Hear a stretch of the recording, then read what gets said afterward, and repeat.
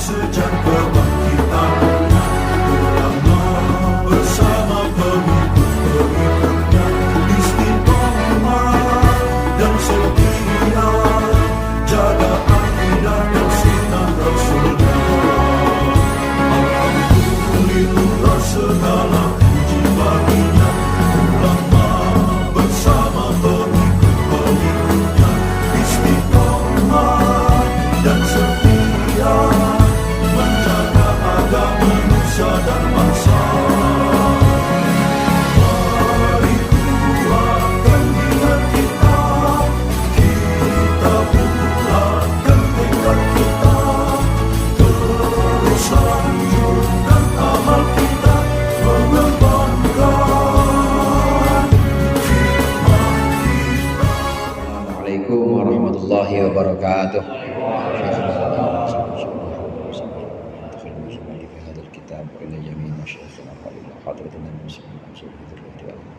Al-Fatihah. A'udzu billahi minasyaitonir rajim. Bismillahirrahmanirrahim. Alhamdulillahirabbil alamin, arrahmanir rahim, maliki yaumiddin. Iyyaka na'budu wa iyyaka nasta'in, ihdinas siratal mustaqim. Siratal ladzina an'amta 'alaihim ghairil maghdubi 'alaihim waladdallin. Amin. Bismillahirrahmanirrahim. Alhamdulil muallimid tullabi wa musahhilil khairi liman yata'allamu.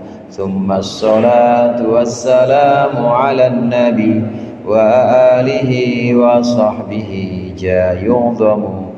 Ya Rabbana kaffir 'anna dhunubana wa walidina wa liman huwa muslimu. Nad'uka Allahumma ilman nafi'a min yawmina ilal hisabi yaqumu. Amin amin amin wa ya fattahu. Amin amin amin wa ya alimu. Alhamdulillah, alhamdulillahilladzi an'ama ala ibadihil mu'minina bil irfan wa akramahum min mazidi fadlihi bi ru'yatihi fil jinan. Wassalatu wassalamu ala man arsalahullahu rahmatan lil anam wa ala alihi al-kiram wa ashabihi masabihid dhulam. Amma ba'd, fa inna ahsanal hadithi kitabullah wa khairal hadi hadi Muhammad sallallahu alaihi wasallam wa syarrul umuri muhdatsatuha wa kullu muhdatsatin bid'ah wa kullu bid'atin dhalalah. Segenap para ustaz, para sesepuh, wabil khusus Ustaz Haji Ahmad Nasir, Ustaz Mukhtar Syarif, segenap pengurus Majelis Ta'lim Al-Huda, hadirin sekalian yang dirahmati oleh Allah. Alhamdulillah malam hari ini kita kembali melanjutkan pengajian kita Kitab Nurul Dholam dan juga Kitab Durusul Fiqhiyah. Mudah-mudahan apa yang akan kita pelajari menjadi ilmu yang bermanfaat di dunia wal akhirah. Amin ya rabbal alamin. Setelah membahas tentang iman kepada hari akhir, di mana pada hari akhir itu nanti akan ada timbangan, akan ada siratal mustaqim. Setelah membahas bagaimana ketaatan kepada Rasul, setelah membahas tentang iman kepada Rasul secara umum dan juga kitab-kitab, maka pada bait yang berikut, pada pembahasan berikut, Syekh Ahmad Marzuki, pengarang Aqidatul Awam, ini menyampaikan bagian yang juga wajib kita imani, yaitu iman kepada keluhuran Nabi Muhammad sallallahu alaihi wasallam dan keagungan derajatnya Nabi Muhammad sallallahu alaihi wasallam. Faqala al-musannif rahimahullah wa nafa'ana bihi wa bi ulumihi wa bi barakatihi fid dharain amin. Khatimatun fi dzikri baqil wajibi mimma ala mukallafin min wajibi. Khatimatun adalah sebuah pungkasan atau akhir fi dzikri baqil wajibi, dari menyebutkan sisa perkara-perkara yang wajib, mimma ala mukallafin, karena termasuk sesuatu yang atas orang mukallaf, min wajibi, termasuk yang wajib, karena termasuk yang wajib atas mukallaf. Apa itu? Yaitu mengimani bahwa Nabi Muhammad sallallahu alaihi wasallam adalah utusan yang Allah kirimkan rahmatan lil alamin, untuk rahmat bagi seluruh semesta alam. Ini dijelaskan oleh Syekh Nawawi Banten sedikitnya tentang nahwunya dan juga tentang maksud dari bagian-bagian ini, bagian-bagian terakhir tentang keimanan, itu keimanan kepada Rasulullah sallallahu alaihi wasallam dan juga keutamaan-keutamaan beliau. Nanti kita akan lihat pada bait-bait selanjutnya ini nasabnya Rasulullah, kemudian juga keutamaan Rasulullah dibanding dengan rasul-rasul yang lain. Ai hadhihi khatimatun nas'alullaha husnaha. Ini adalah sebuah pungkasan atau sebuah akhiran. Semoga kayak kita minta kepada Allah akan kebaikan dari pungkasan ini. Fal khatimatu hiya ma tadhkuru li lima tudhkaru li ifadati ma yata'allaqu bil maksud. Maka yang namanya pamungkas atau pungkasan ini adalah sesuatu yang disebutkan untuk memberikan faidah kepada sesuatu yang memang berkait dengan maksud. Wa kana dzalika ta'alluqul lahiqi bisabiqi. Dan kaitan yang dimaksud adalah kaitan yang lebih belakangan atau yang menyusul dengan yang lebih dulu. Ayat ta'alluqu min haitsu ziyadati tawdihi wa takmil, yaitu kaitan yang sifatnya menambahkan kejelasan dan juga kesempurnaan. Wa kadzalikal muqaddimatu, dan demikian juga muqaddimah, lakin kana dzalika ta'alluqu, tetapi ada kaitannya muqaddimah fiha, dalam muqaddimah itu ta'alluqus sabiq bil lahiq, adalah kaitan dari yang lebih dulu kepada yang menyusul. Ayat ta'alluqu min haitsul li'ana fi syuru', maksudnya adalah kaitan dalam rangka minta pertolongan atau dalam rangka menolong untuk siap-siap ala wajhil basirati, atas wajah basirah, maksudnya atas keteguhan hati. Bi khilafit taqsim, berbeda dengan pembagian bab. Fa innahu yudhkaru li ifadatil maksud, karena sungguhnya pembagian bab ini disebutkan untuk menyampaikan maksud.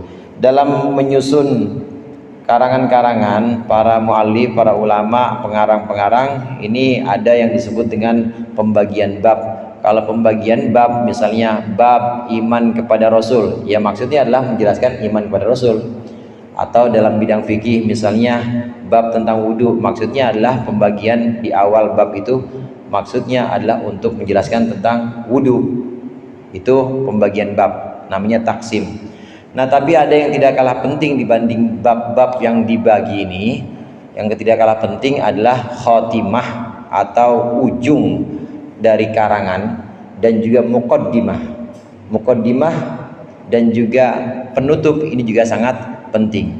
Muqaddimah ini sebagai satu yang menentukan. Orang kalau muqaddimahnya itu sudah alhamdulillah misalnya, atau muqaddimahnya itu sudah memuji Allah, ini berarti tekadnya udah kuat untuk mengarang, dan udah ada karangannya dalam hati, itu udah ada. Alhamdulillah. Kita bandingkan juga dengan orang misalnya dalam pidato atau dalam khutbah, itu kalau alhamdulillahnya udah mantep, kesonanya biasanya bisa mantep. Tapi kalau alhamdulillahnya aja udah ragu-ragu, biasanya kesonanya ragu-ragu dah. Biasanya banyak yang lupa. Muqaddimah penting. Nah, demikian juga khotimah atau penutup itu juga penting. Bedanya kalau muqaddimah ini berkaitan dengan keteguhan hati atau kemantapan hati untuk mengarang, kemantapan hati untuk menyampaikan sesuatu. Nah, sedangkan kalau penutup ini adalah berhubungan dengan sesuatu yang sebelumnya sudah dibahas, semacam kesimpulan, tapi bukan kesimpulan juga. Jadi penyempurna, namanya khotimah. Khotimah ini penting. Kalau di tahlil ada doa takhtim atau doa khotimah. Kadang-kadang disebut dengan doa kuntet. Amplopnya tipisan apa ya? Sama aja. Jadi nggak usah dibagi-bagi juga nggak apa-apa. Itu doa khotimah, namanya da'wahum fiha subhanakallah. Biasanya disebutkan Allahumma tsabbitna bil Islam dan seterusnya. Itu doa takhtim atau doa khotimah. Penting juga khotimah sebagaimana muqaddimah. Bedanya kalau muqaddimah menentukan bahwa mantapnya pengarang, mantapnya seseorang dalam menyampaikan isi yang akan nanti dibahas. Nah, sedangkan khotimah, penutup, ini adalah mengulang atau menyempurnakan apa yang sudah dibahas sebelumnya. Mengulang apa yang sudah dibahas sebelumnya tentang iman kepada Rasul, tentang ketaatan kepada Nabi Muhammad, maka di sini disebutkan lagi khusus tentang bab Nabi Muhammad dalam Aqidatul Awam. Siapa bapaknya, ibunya, kakeknya bagaimana silsilahnya atau bagaimana nasabnya beliau, kemudian keutamaan-keutamaannya, termasuk mukjizat beliau yang kita kenal, diantaranya Isra dan Mi'raj. Nanti akan dibahas pada bait-bait berikut ini, bait-bait berikutnya. Qauluhu mimma ala mukallafin, perkataan nazim, perkataan Syekh Muhammad Al-Bahad Marzuki, mimma ala mukallafin, ini maksudnya minnya li ta'lil liqaulihi dzukira ala haddi qaulihi ta'ala, karena ucapannya ini, atau liqaulihi dzikrun ala haddi qaulihi ta'ala mimma khati'atihim ugriku, sebagaimana ada dalam firman Allah mimma khati'atihim ugriku. Ini minnya min ta'lil, jadi bukan artinya dari, bukan, tapi artinya karena. Mimma khati'atihim, karena dosa-dosa mereka, ugriku, mereka ditenggelamkan. Ini juga di sini mimma ala mukallafin min wajibi, ini maksudnya mimma min wajibi ala mukallafin, karena sesuatu yang wajib atas orang yang sudah mukallaf.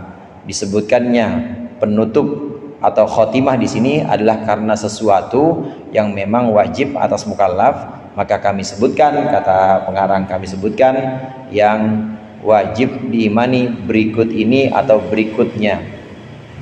Wa ma mausulatun, maknya ma mausul, sama seperti alladzi. Wa qauluhu ala mukallafin muta'allaqun bi qaulihi min wajibin.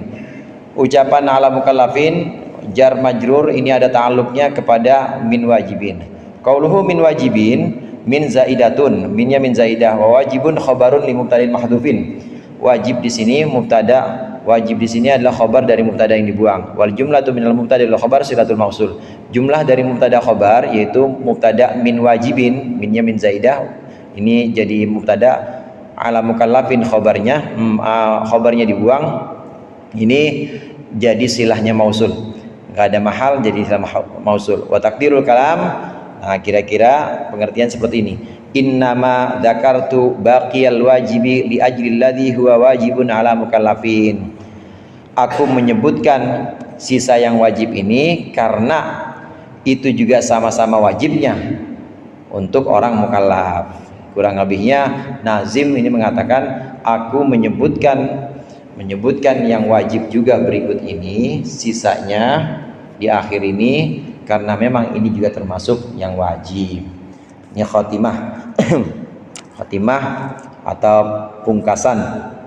Jadi walaupun di sini penutup, ini masih banyak juga bait setelahnya ini nanti. Jadi jangan buru-buru hatam dulu. Masih ada beberapa pembahasan tentang nasab Rasulullah aja banyak nanti di sini. Kemudian tentang keutamaan Rasulullah atau mukjizat banyak. Apa saja yang harus kita imani di bagian akhir Aqidatul Awam ini? Nabiyuna Muhammadun qad ursila lil alamina rahmatan wa fuddila. Nabiyuna, nabi kami Muhammadun, yaitu Nabi Muhammad, qad ursila, telah diutus lil alamina, untuk seluruh alam, untuk semesta. Orang-orang Indonesia mengartikan seluruh semesta. Rahmatan sebagai kasih sayang, wa fuddila, dan diutamakan, Nabi Muhammad diutamakan atas yang lainnya. Ayyajibu ala kulli mukallafin, wajib atas setiap orang mukallaf yang akil balik, ayya'taqida anna sayyidana Muhammadan sallallahu alaihi wasallam arsalallahu ta'ala rahmatan lil alamin, bahwa sesungguhnya junjungan kita Nabi Muhammad itu sudah Allah utus rahmatan lil alamin, sebagai rahmah kasih sayang untuk seluruh alam. Waqad arsalallahu ta'ala ila jamil mukallafin minas tsaqalaini, dan sungguh Allah telah mengutus Nabi Muhammad kepada seluruh akil balik yang sudah balik, minas tsaqalaini, dari dua kelompok, ayil insi wal jinni, maksudnya untuk kelompok manusia maupun kelompok jin. Ijma'an ma'luman minad dini bid-darurah, sebagai ijma' yang sudah maklum atau sudah diketahui, bagian dari agama yang penting atau yang seharusnya.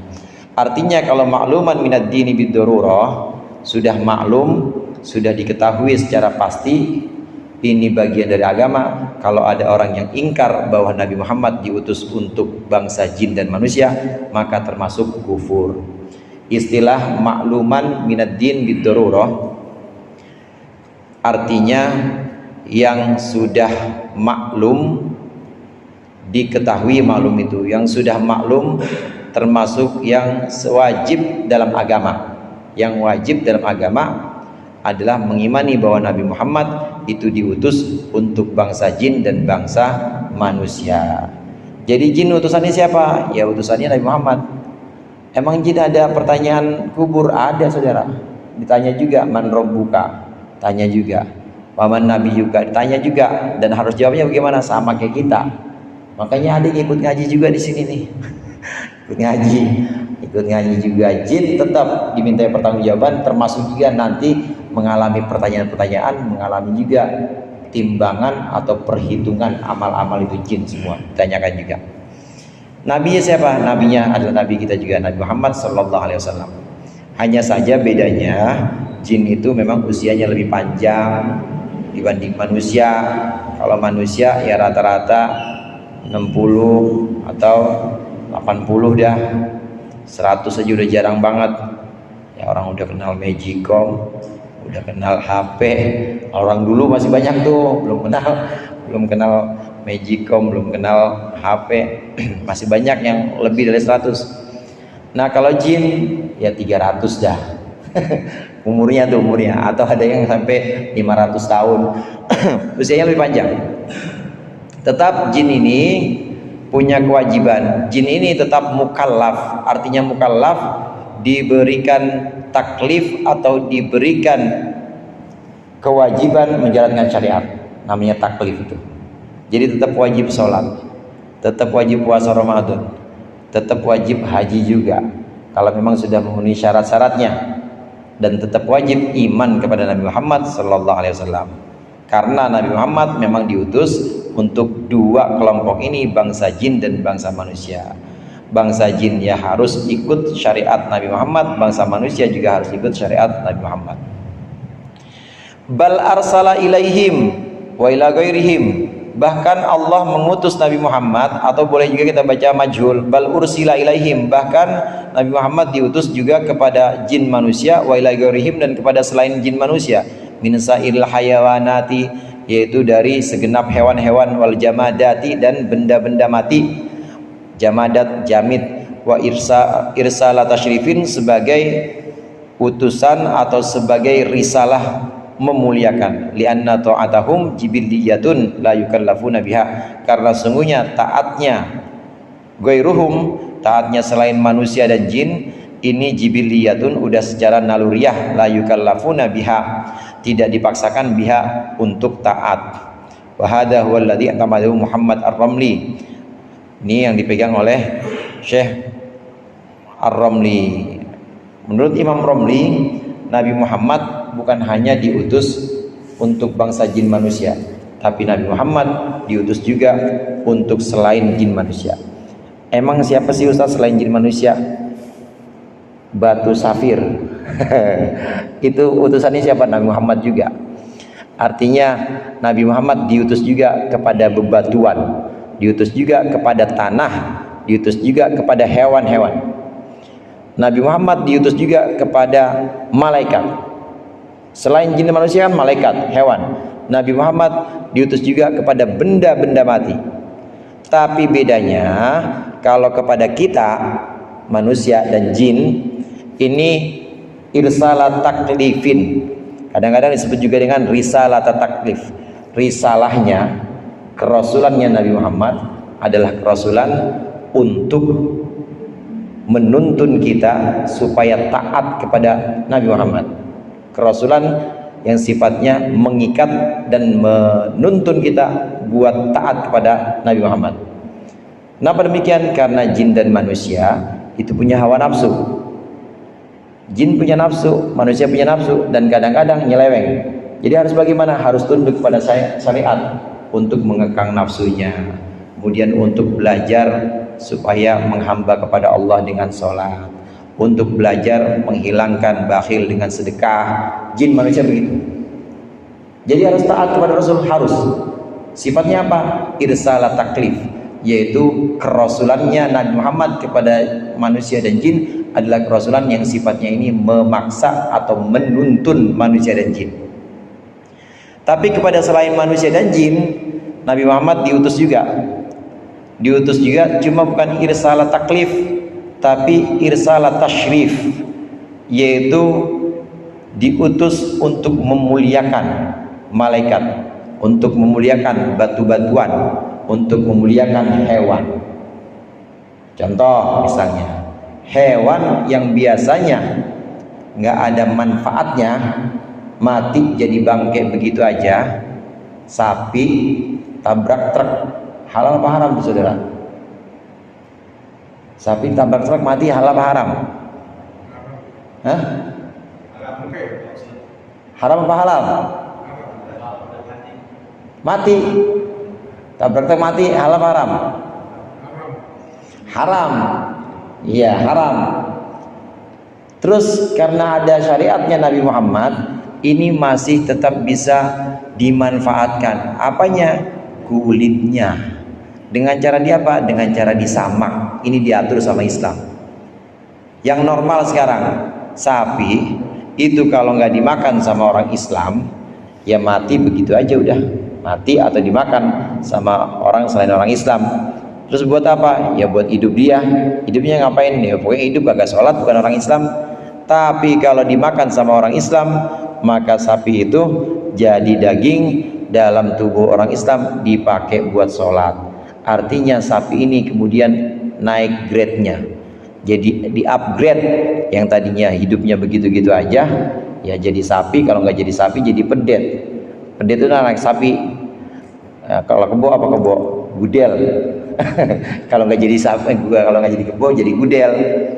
Begitu-gitu aja. Tapi begitu dimuliakan dengan kurban, syariatnya Nabi Muhammad, dipotong kemudian dimakan sama orang Islam, itu daging kebo, daging kambing, daging sapi masuk ke dalam tubuh orang Islam, dipakai buat ibadah. Jadi bagaimana? Lebih mulia jadinya karena ada syariat Islam. Nabi Muhammad diutus juga kepada hewan, kepada batu-batuan, kepada benda mati, kepada malaikat, ini untuk memuliakan apa yang disebut tadi, untuk memuliakan hewan, untuk memuliakan batu-batuan. Batu-batuan itu kalau tidak ada ajaran Islam yang mengajarkan menjaga lingkungan, menjaga keseimbangan, kemudian supaya tidak tampak kerusakan, karena di Al-Quran disebutkan dhuharul fasadu fil barri wal bahri. Ini kerusakan jelas di laut dan di darat. Ini jelas karena pengaruh manusia atau karena tangan-tangan manusia. Maka orang Islam nggak boleh merusak. Karena ada anjuran untuk merawat alam, maka benda-benda mati itu jadi dimuliakan oleh Nabi Muhammad. Nabi Muhammad diutus juga untuk benda mati, dengan memuliakannya, dengan menjaga keseimbangannya, dan juga dengan merawatnya. Nabi Muhammad juga diutus kepada malaikat, tapi irsala tashrifin, diutusnya untuk memuliakan malaikat, bukan untuk nuntun malaikat supaya taat. Kenapa? Soalnya malaikat udah taat, emang udah taat, nggak perlu dituntun. Sama benda mati, hewan itu udah taat aja.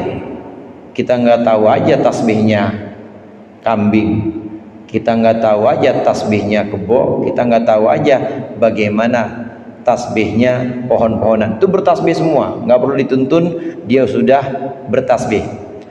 Karenanya Nabi Muhammad diutus kepada benda-benda mati, kepada hewan, pokoknya kepada jin dan selain jin dan manusia.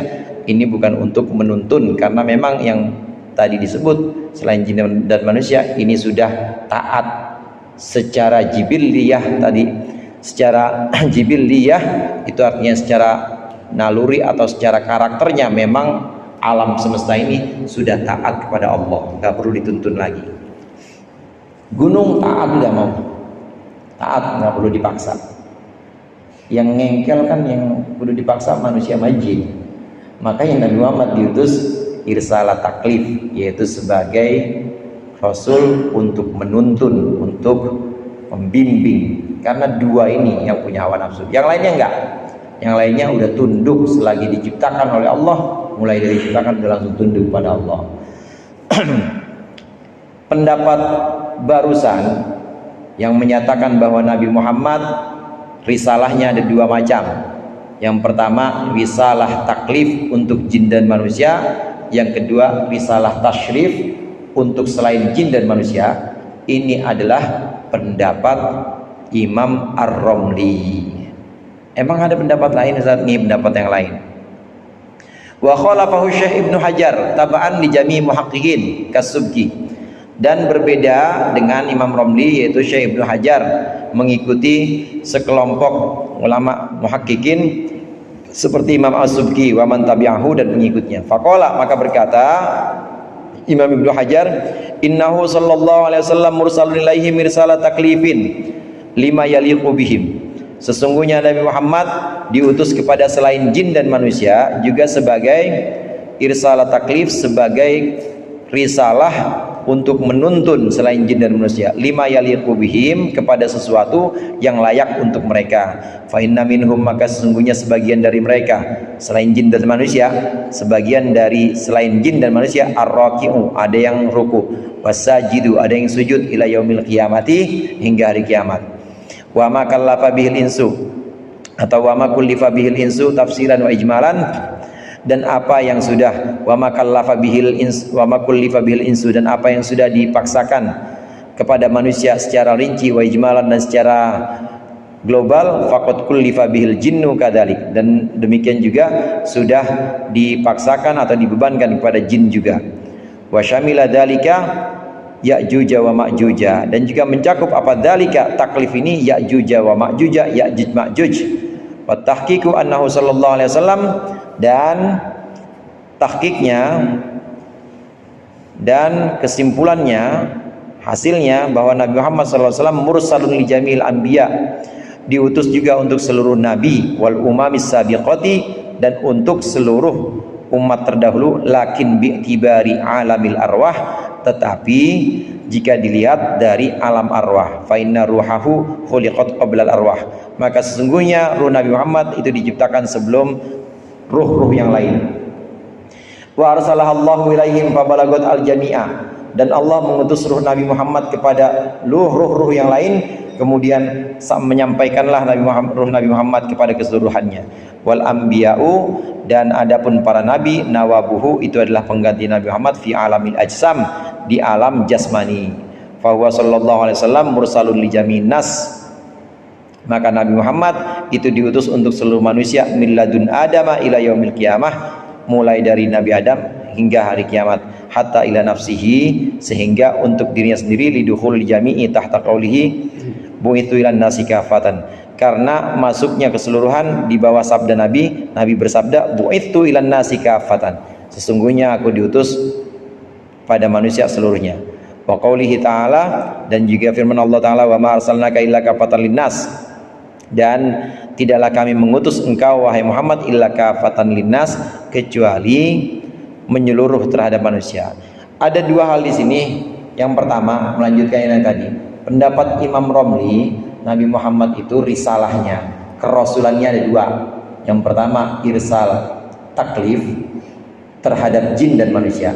Yang kedua irsal tashrif atau risalah tashrif kepada selain jin dan manusia.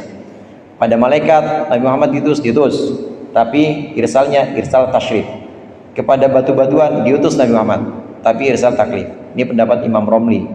Tapi pendapat ulama lain, diantaranya Ibnu Hajar dan juga Imam Subki, ini menyatakan semuanya, baik jin dan manusia ataupun selain jin dan manusia, mencakup malaikat, mencakup hewan, itu Nabi Muhammad diutus risalah taklif atau irsalah taklif, tetap untuk nuntun, tetap untuk nuntun. Jadi gimana penjelasannya? Kita tahu Nabi Muhammad, dan juga mengutip Nabi Muhammad, para ulama ini menjelaskan bahwa di tafsir-tafsir Al-Quran menjelaskan bahwa di langit itu ada malaikat-malaikat yang memang tugasnya sejak awal penciptaan itu ruku. Ada malaikat yang sejak awal penciptaan ya tugasnya diri aja menyembah Allah. Ada yang sujud aja, itu malaikat. Nah, kita nggak tahu bagaimana rukunya, sujudnya makhluk-makhluk yang lain. Bagaimana burung, bagaimana perkutut, apakah waktu dia ruk itu berarti rukunya dia apa gimana? Kita kan nggak tahu.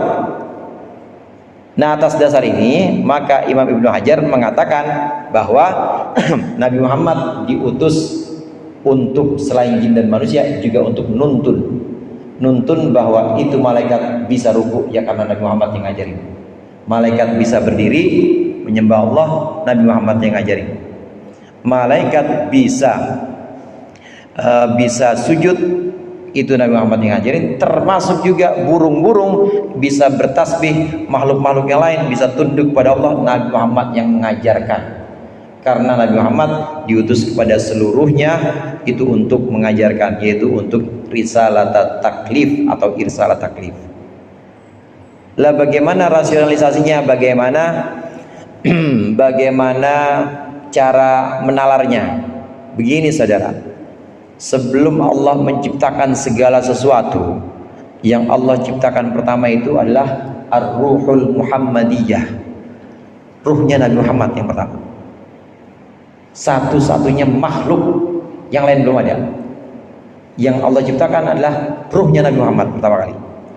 Kemudian ruhnya Nabi Muhammad ini baru Allah utus kepada makhluk-makhluk setelah Allah menciptakan, setelah ruhnya Nabi Muhammad makhluk-makhluk yang lain.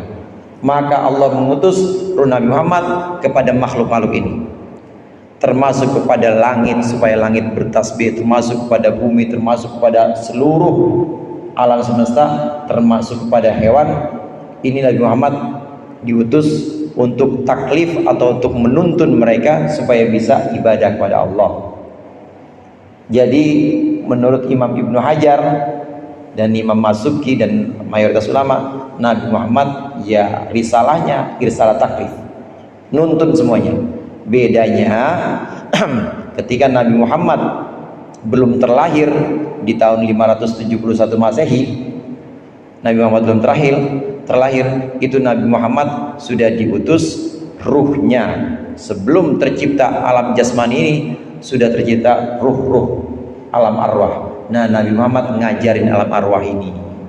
Ini mulianya Nabi kita Nabi Muhammad sallallahu alaihi wasallam, yang sebelum terlahir aja itu sudah menjadi utusan dan sudah mengajarkan arwahnya para nabi, arwahnya para ulama, termasuk mengajarkan malaikat untuk tunduk kepada Allah Subhanahu wa taala.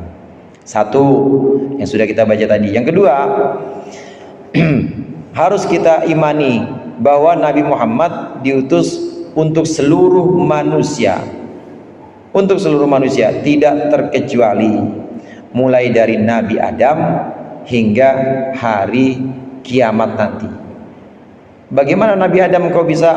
Nabi Adam kan duluan, yang tadi sudah kita bahas bahwa Nabi Adam itu ruhnya tetap kalah dulu dibanding ruhnya Nabi Muhammad. Nabi Adam tetap menjadi umatnya Nabi Muhammad secara ruh. Ini Nabi Muhammad yang pertama kali. Bagaimana umat-umat setelah Nabi Muhammad? Jelas, kalau umat-umat setelah Nabi Muhammad jelas Nabi Muhammad lah yang secara jasmani memang membimbing. Dari sini, sebelum Nabi Muhammad terlahir, maka para nabi, Nabi Adam, Nabi Syith, Nabi Idris, ini kedudukannya sebagai naib atau sebagai pengganti Nabi Muhammad, wakilnya Nabi Muhammad sebelum Nabi Muhammad turun. Jadi hanya mewakili Nabi Muhammad sebelum Nabi Muhammad memang diturunkan atau diutus oleh Allah. Jadi para rasul itu hanya naib. Naib itu kalau di KUA yang gantiin ya, yang gantiin orang tua. Jadi karena belum ada orang tuanya pakai naib. Begitu juga belum ada Nabi Muhammad, maka diwakilin dulu sama utusan-utusan sebelumnya, Nabi Adam, Nabi Ibrahim. Mulianya Nabi Muhammad, Nabi kita Nabi Muhammad sallallahu alaihi wasallam. Ada banyak kemuliaan. Di antaranya Nabi Muhammad itu ana awwalu syafi'in musyaffa' wala fakhra, kata Rasulullah. Nabi Muhammad bilang, aku adalah orang yang pertama kali memberikan syafaat dan pertama kali dikasih hak buat nyafatin. Dan aku biasa-biasa aja, gak bangga. Bukan sombong ini, kata Rasulullah, bukan sombong. Nabi Muhammad bilang bahwa seluruh umat nanti hari kiamat tahta liwa'i fi yadayya liwa'ul hamdi, ada di tanganku, bendera nanti di hari kiamat itu semuanya ada di bawahku, kata Rasulullah, wala fakhra, dan aku tidak sombong. Dan memang demikian, karena memang yang pertama kali Allah ciptakan itu adalah ruh Nabi kita, Nabi Muhammad sallallahu alaihi wasallam. Ini yang harus kita imani, harus kita yakini bahwa Nabi Muhammad diutus untuk seluruh semesta, utusan sebagai irsalat taklif atau sebagai irsalat tasyrif, sebagai kerasulan yang membimbing atau kerasulan yang memuliakan seluruh alam semesta. Apakah wajib mengimani? Wajib. Faman nafa umuma bitsatihi sallallahu alaihi wasallam faqad kafara. Maka siapa yang menolak atau menafikan keumuman diutusnya Nabi Muhammad sallallahu alaihi wasallam faqad kafara, maka sungguh setelah kufur. Qala dzalikal Bajuriyu, itu dikatakan oleh Imam Bajuri. Harus kita yakini bahwa Nabi Muhammad memang diutus secara umum untuk seluruh manusia. Siapa yang kufur terhadap ini, maka kata Imam Bajuri, dia kufur. Kayak yang menafikan ini, dia sudah kufur. Alhamdulillah kita dijadikan bagian umat Nabi Muhammad sallallahu alaihi wasallam. Dan kita kalau Nabi Muhammadnya aja paling mulia, insya Allah kita umatnya juga paling mulia juga. Walaupun orangnya kecil-kecil, mana ngajinya 2 minggu sekali, mana jauh banget lagi dari Mekah. Ini kita paling ujung ini, paling ujung. Udah timur udah nggak ada apa-apa lagi, laut udah paling jauh dari Mekah. Kalau kayak Eropa mah deketan dari Jazirah Arab ke Eropa lebih dekat dibanding dari Jazirah Arab ke sini nih, Jakarta, apalagi ke Jawa Timur, apalagi ke wilayah-wilayah timur Indonesia.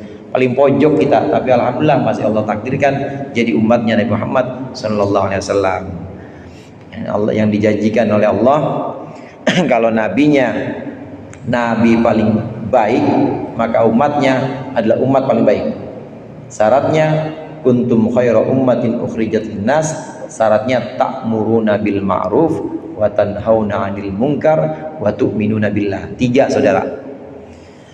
Harus iman. Kalau emang jadi mau umat terbaik harus iman. Ya alhamdulillah kita udah dapat iman. Yang kedua harus amar ma'ruf. Yang ketiga harus nahi mungkar. Catatannya di sini, amar ma'ruf nahi mungkar harus didasari sayang. Nggak boleh amar ma'ruf nahi mungkar didasari kebencian. Nggak boleh kita amar ma'ruf nahi mungkar lantaran kita dongkol sama orang yang kita perintah, nggak boleh. Atau dongkol sama orang yang kita larang, nggak boleh. Jadi bagaimana? Sayang, dasarnya sayang. Contoh, ada orang misalnya orang lihat nih bocah, nah hujan-hujan tuh bocah naik pohon. Kalau nggak sambar geledek kan peset ya. Nah, ada orang lewat. Ini kejadian adanya di Situ Gintung, dekat rumah Haji Jilani, misalnya di Situ Gintung. Yang lewat orang Kebayoran, kayak kan nama bocah. Gimana kira-kira tanggapan kita? Palingan kan cuma tuh, bocah, bapaknya mana sih tuh? Hujan begitu doang. Setuju nggak kita dengan anak yang seperti itu? Nggak setuju juga. Itu bagian dari ketidaksetujuan kita. Itu adalah bagian dari amar ma'ruf nahi mungkar. Maksudnya kalau kita bisa, ya kita pleset tuh tong, gitu doang udah. Yang lewat orang Kebayoran. Yang kedua, bocah belum turun-turun juga nih. Yang lewat orang Situ Gintung. Kebetulan tangganya, Neng, cari dulu sama bapak lo. Naik-naik lu pohon hujan-hujan begini sambar geledek kepleset lo. Bilangin, udah rada banyak tuh. Sayangnya lebih apa kurang nih dibanding yang pertama? Lebih, karena kenal. Amar ma'ruf nahi mungkar atau bukan tuh? Amar ma'ruf nahi mungkar. Dasarnya sayang. Orang Kebayoran juga dasarnya sayang sama bocah ini. Yang kedua, orang Gintung sayang juga. Yang ketiga, ngelihat bocah bapaknya bapaknya yang lihat, woi, memang lu bocah kagak tahu bahaya lo, pulang lo, hujan-hujan begini pulang, panggil tuh mama lo. Bapaknya namanya bapak ya, dia ada urusan narik, ada urusan apa segala macam, pergi aja begitu. Yang penting udah dibilangin. Nah, amar ma'ruf nahi munkar bukan tuh. Amar ma'ruf nahi munkar dasarnya apa? Sayang dasarnya. Bukan karena benci sama bocah ini. Ketiga, yang keempat, emaknya yang lihat. Kira-kira emak gimana tuh? Di antara yang tiga tadi, yang paling sayang emak apa yang lainnya? Emak yang nggak pakai ngomong, tarik tuh bocah, tarik ya bocah, sini loh, pulang, dimandiin, pakai baju. Itu namanya amar ma'ruf nahi munkar. Dasarnya sayang. Nggak boleh orang amar ma'ruf nahi munkar di atas podium misalnya jelek-jelekin orang, kemudian memvonis, kemudian caci maki, nggak boleh. Itu dasarnya bukan sayang, pasti benci. Jadi amar ma'ruf nahi munkar ini syarat kita jadi umat terbaik. Dan dasarnya harus sayang. Nggak boleh dasarnya atas tendensius, dasarnya atas kebencian, apalagi dasarnya gara-gara beda pilihan politik. Nggak boleh, saudara. Kalau kita mau jadi umat terbaik, karena udah terlanjur utusan kita utusan terbaik, maka kita harus jadi umat terbaik. Syaratnya harus iman, yang kedua harus amar ma'ruf, yang ketiga harus nahi munkar. Dua-duanya amar ma'ruf nahi munkar harus didasari oleh sayang, bukan oleh lainnya. Wa qala aidan warrajihu annahu mursalun lil malaikati wallahu a'lam bishawab.